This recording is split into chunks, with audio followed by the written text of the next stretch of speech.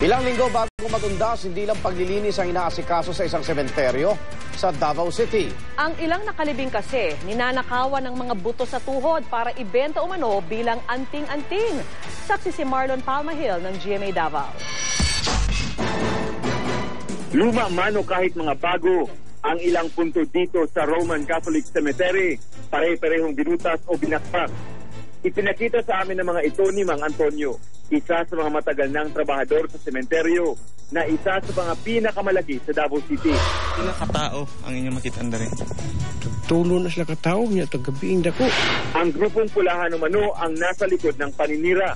Pero di raw mga gamit ng mga namatay ang pinag-iinteresa nila, kundi mga buto sa tuhod o kneecap. Ang mga ito, ginagawa raw pambentang anting-anting. Nai-report na raw ng pamunuan ng sementeryo sa mga otoridad ang problema, kaya kukumpunin na raw ang mga sinira nito. Puspuso na rin ang paghahanda nila sa nalalapit na undas. Para sa kabila ng pagsasalaula sa sementeryo, maipakita pa rin ang kanilang respeto sa mga yumao. Ako si Marlon Palmahil, ang inyong saksi.